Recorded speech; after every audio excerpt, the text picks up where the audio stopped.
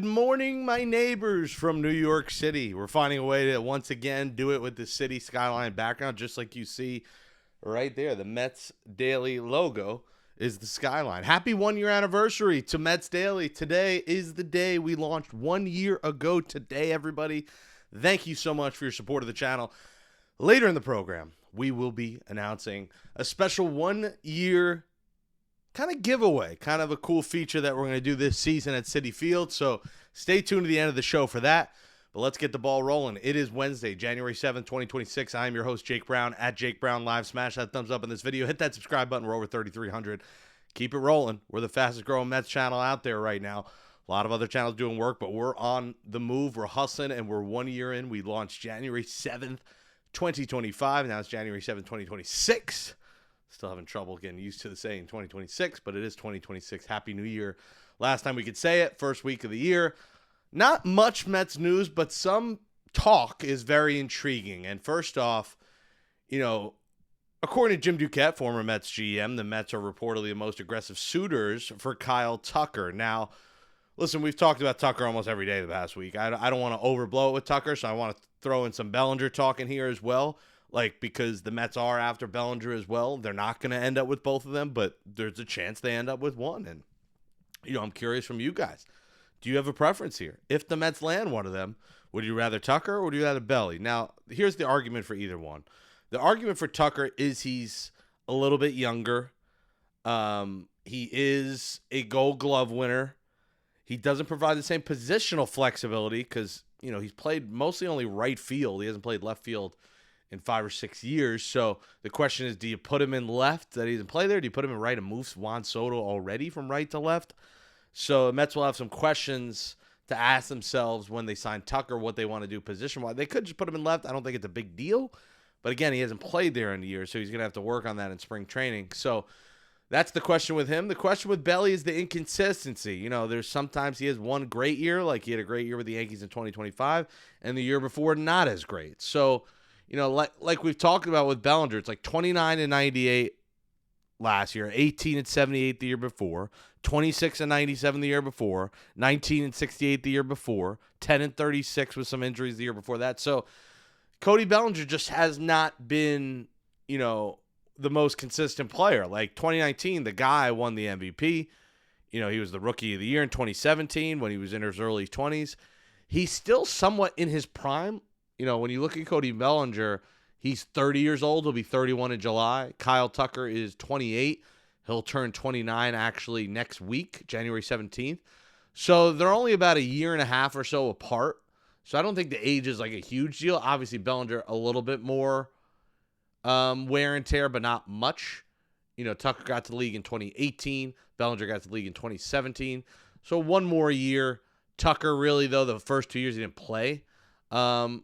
First 3 years he didn't play much because 2020 was a short season. So 2021 was Kyle Tucker's first season. So he really only has 4 full seasons, one of those injuries in 2024, where Bellinger, has 1, 2, 3, 4, 5, 6, 7 full seasons under his belt, and then 1 injury season in 2021. So listen, I think they're both good players. I think they're both probably going to get overpaid. I think they're both probably going to have to take shorter-term deals than they were hoping for. If I had to pick one, I'm going Cody Bellinger because of the idea that he can play left, center, right, and first base. And if the Mets are not going to get another first baseman, and you're going to tell me we're going to sign Bellinger, and guess what? Some games he's going to play first base. I'd rather have that if both deals are equal than have Tucker just play one position. I like that Belly's a consistent winner, too. He just wins wherever he goes. And obviously, the Dodgers are a big part of that. They were a winner, but he is a winner. He's played in the playoffs. He's had some postseason success. I'm intrigued. They both have won a ring before, so they both have that under their belt. Who would you rather have? Let us know in the comments below. Another Mets nugget that came out is Buster Olney saying it feels inevitable that the Mets end up signing Framber Valdez or Ranger Suarez. And that's a good thing. I think either one is good. You get a lefty. To me, I think that could spell the end of David Peterson, whether that's before the season or at the deadline. I think David Peterson has value. 1 year left. under team control, $9 million. Then he becomes a free agent. If the Mets don't plan on paying David Peterson long term, and I feel like they don't. I feel like they worry about him breaking down in the second half of the season, moving forward. Some inconsistencies, like the Jekyll and Hyde nature of David Peterson, all-star in the first half, and then just fell off a cliff in the second half. Obviously, career most innings played a part of that, but I think the Mets are thinking to themselves, we could probably get some value for a guy with 1 year left, a lefty, probably a good number 3 for most teams. So my guess is if they get Framber or Ranger Suarez, both left-handed pitchers, that the Mets would shed the $9 million on David Peterson and use that to, either get bullpen help and get outfielder. There's some stuff they could do with that 9, maybe get my guy Yandy Diaz. That would be used, Yandy gets 12, Peterson gets 9. Maybe it's Peterson and a prospect for Yandy Diaz. Maybe the Rays say, hey, we traded Boz. Let's go get David Peterson. Maybe he pitches well for us. So that's an interesting deal to maybe think about. But if you're asking me who I would rather have, I don't know. I like the fact that Framber's won a ring. I like that he's pitched at the highest level and pitched well. Ranger Suarez has also pitched well in the postseason, has not won a championship. I don't know. When you think of Bulldog, frontline guy, I just don't think Ranger as much. As clutch as he's been in moments and clutch he's been in the playoffs, there's a part of me that would rather have Framber. Now, if you're saying Rangers 3 for 75 and Framber costs 3 for 110, then I would take Ranger. I would save the money and take Ranger Suarez. But if you're telling me both deals are fairly equal, I'm going to take Framber Valdez. Happy 1 year anniversary to Mets Daily. Guys, we appreciate your support so much of the channel. In 1 year, we have done incredible things. I'm so happy with the growth.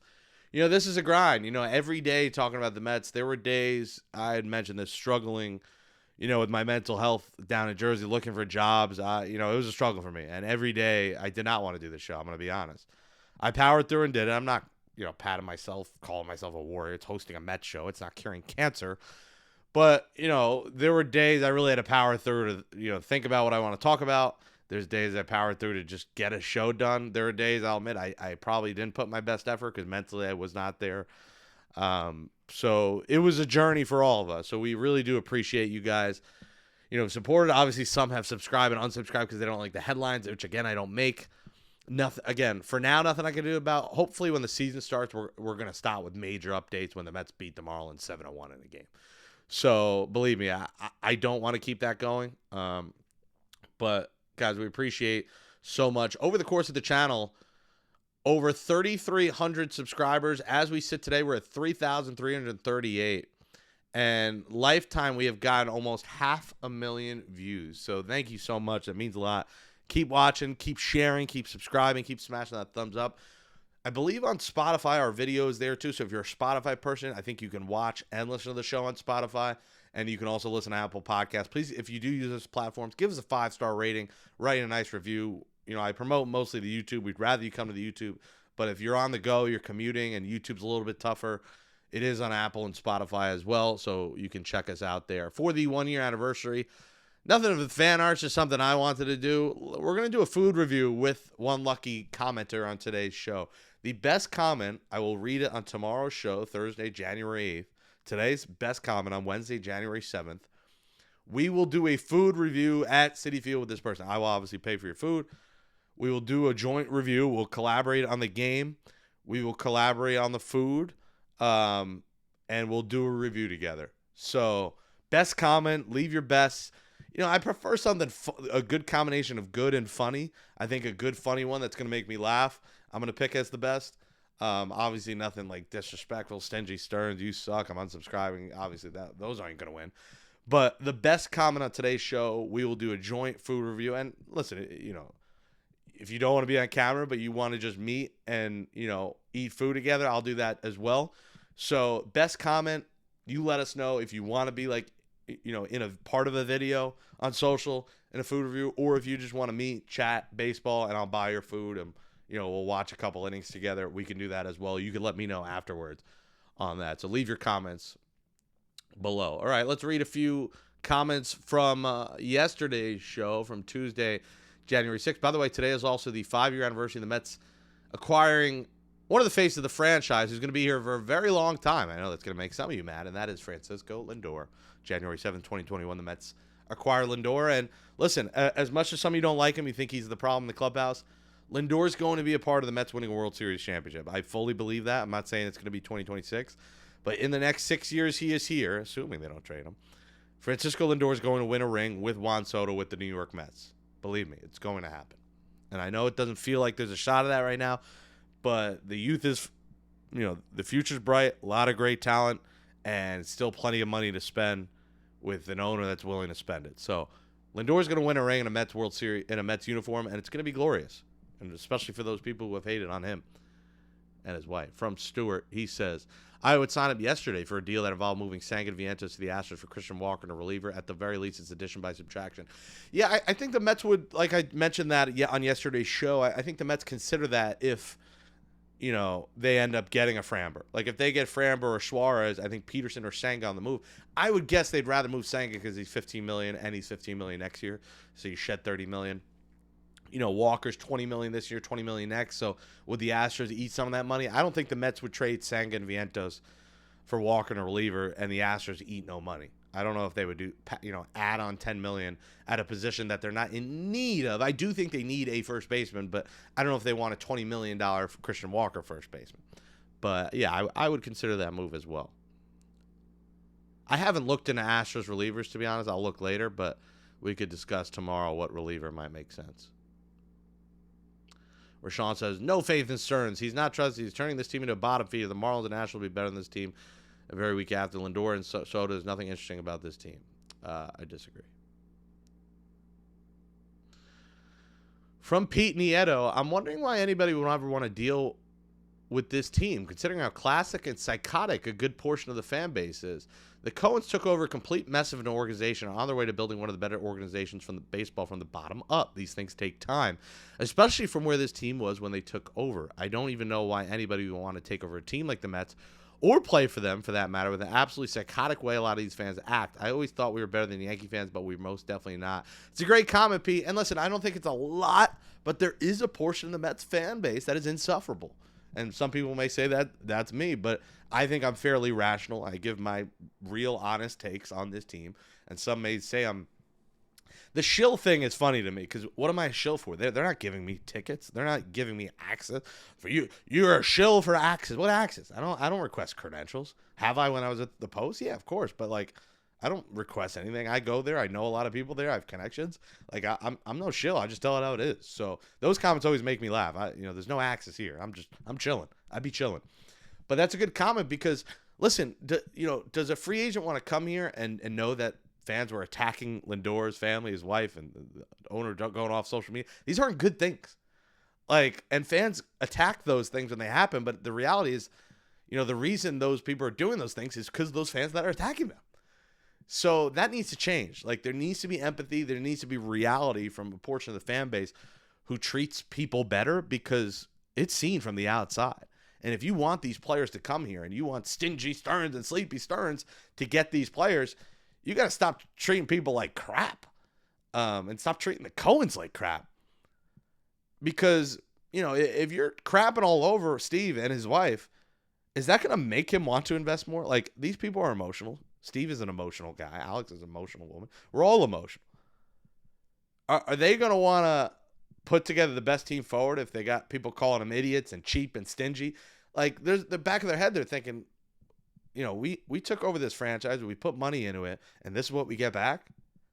A bunch of screaming lunatics?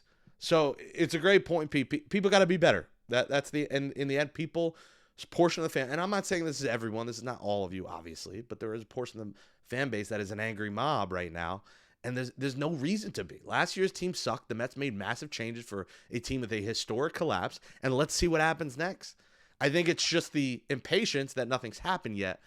But again, and I hate to sound like a broken record, there's still a lot of names out there, and there's still time. The season is not for another 2.5 months. That's a very long. In baseball standards, 2.5 months is essentially 2.5 years. It's a long-ass time. From Keyser, I don't know what that says. Empty barrels make the most noise. I don't really know what that means. This isn't the Pirates of the Caribbean.